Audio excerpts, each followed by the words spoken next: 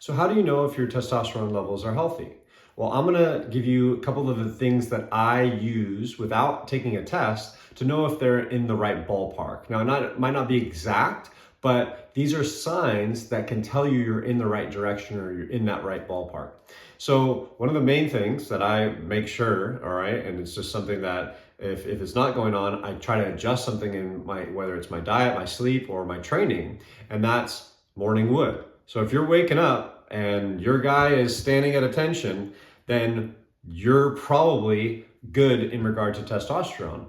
And there's lots of erections that happen throughout the night. But again, for me, it's as I'm coming out of that sleep cycle, testosterone is going up. So if my free testosterone is high, I'm going to wake up with a morning erection. If I'm overtrained, if I didn't get enough sleep, if my diet is terrible, or if I'm not eating enough, one of my biggest problems is I'm not eating enough because I need a lot of calories and I need a good amount of protein because of the activity that I have. If I don't wake up with an erection, I take a day off, I rest, I maybe might eat some more food, get to bed earlier, maybe I might need to get some sun, all right? That's one of the things that I need, right? So there's certain things that are gonna help get your testosterone. Today, we're not talking so much about what to do. I can mention some of those things like I just did: sleep, stress, food, nutrition, getting enough food, all right?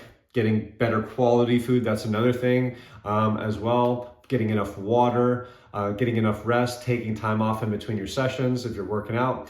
But in regard to the testosterone level, again, your free testosterone spikes as you wake up. So if you're getting that erection in the morning, if he's waking up before you, then you know you're on the right track and you're probably in good levels because that's healthy. If you're able to get those erections throughout the night as you're sleeping, if you wake up in the middle of the night and you're hard, then you're like, okay, well, things are working correctly because that's supposed to happen. If that's never happening, or if you're never waking up, then again, look at what we're doing. Maybe you need to start lifting heavy weights or do something about it to get yourself to get pumped up, all right, to work out, to stimulate yourself, to eat healthier, to get more sleep, or to get to sleep at a certain hour, or to get more sunlight and get some, real vitamin D. Those things will then help you get into that level. What are some of the risk factors? Why aren't you getting that morning wood? Why aren't you getting these erections? Well, there's risk factors like obesity, diabetes, high cholesterol, high blood pressure,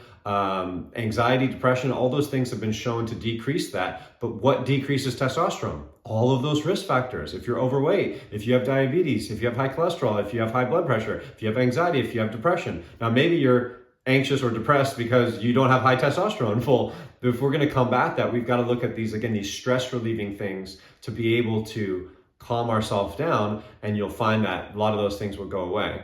Another big one is sex drive.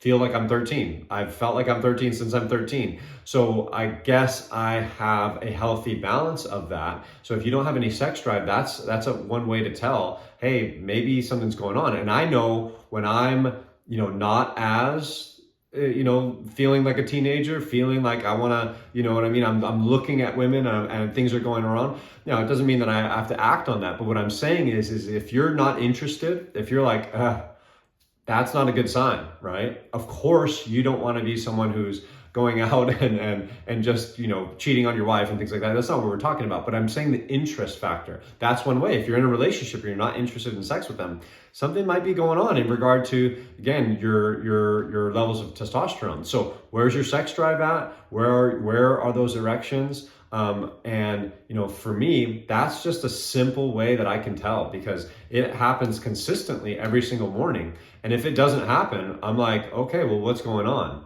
What did I do? Oh man, I don't think I ate. I've been training more often. I've been doing this and I was a little bit stressed. Okay, I'm gonna take a day off. I'm gonna skip my workout. I'm gonna really focus on stress relief. I'm gonna make sure I get more food. One day I remember I was like, man, what is going on? I was like, I felt like I was doing everything right. I was eating super healthy. And then that's when it triggered me. I was like, oh, I've been eating super healthy. I'm probably not getting enough calories. So again, if you're not getting enough, your body, again, needs fats, it needs proteins, it needs these things to create the hormones in the body to keep things leveled out and balanced. It needs water, it needs sodium and potassium, and you need your salts, your electrolytes, all those things. So if you're not getting enough, then you're not going to have these problems. So again, for me, I have that baseline where I know where things should be. I know where my sex drive should be. I know where so if you're more aware of that, if you don't have any sex drive and you don't have any morning wood, then you need to get to work. You need to start lifting weights heavy, all right? You need to make sure you're recovered from your exercise. You need to make sure you're getting enough protein. You need to make sure that you're maybe dropping your calories overall if that's something that you're thinking about. Hey, I'm overweight, or I'm obese, or I've got type 2 diabetes. I need to start losing some weight. I need to start getting more sensitive to insulin. Insulin's a hormone. You don't think that excess insulin is going to affect other hormones in your body?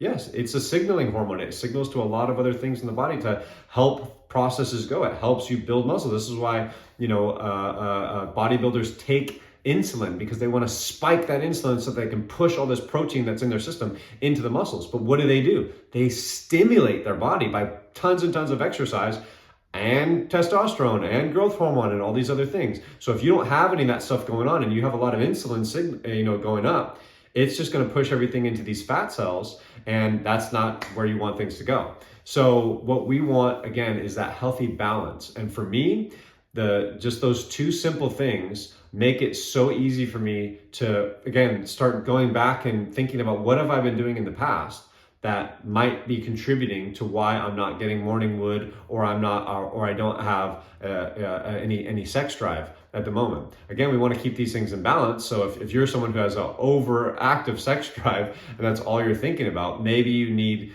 to find some balance through meditation, or maybe you need to take that aggression out by lifting weights regularly. If you don't do that, if you do that already and you're still masturbating 5 times a day, then maybe it might be more of a psychological thing going on. But what I'm talking about is again, if it wanes, if your sex drive wanes, then what's going on there? So again, look at those risk factors: obesity, diabetes, high blood pressure, high cholesterol, anxiety, depression. If you're experiencing any of those things, think about how you can minimize those, all right? Maybe if you want me to, I can make another video about what I would think about doing with any of those things. But the main thing is if your body's in balance, if it's healthy, it's going to, again, be having 1 to 5 to 6 erections throughout the sleep cycle, throughout your night. And you're probably going to be waking up with that because, again, free testosterone is going to spike to wake you up. So again, if that's not happening, if it's not happening on a regular basis, if it's not happening every day, then look at that. I'm very in tune with my body and I'm very aware of this. So when it doesn't happen, I'm like, okay, well, what goes on? And I get it out of my head and I write it down. I go, okay, well, what do I need to do? Okay, let's eat some more calories today, because you've eaten lots of fruits and vegetables, but they don't have that many calories, right? And you just did all this exercise. You went up and weighed at the gym. All right, I'm improving at the gym. So I had this great workout, but I didn't recover from it. Oh, no wonder I'm not feeling the same. No wonder I'm kind of sluggish. All right, that might be another way to tell your overall energy levels. Your overall energy levels that go along with the sex drive. I think they're kind of in tune. It's like if you're out there hunting, all right, you've got that energy to go do things. We've talked about maybe if you have too much of that, you can channel that into other areas of your life. There's sexual transmutation that Napoleon Hill talks about in Think and Grow Rich, where you take that energy for sex and you put it into your goals, whether that be your job, your business, whatever hobby that you're doing. If you can channel that energy, then you're not going to be thinking so much about that, but you're still using that sexual energy. You're still using that sex drive to drive you into these other avenues. So again, look at those risk factors. Think about those things that I talked about in regard to, the erections throughout the night. So if you wake up in the middle of the night, what's going on there? Is it hard?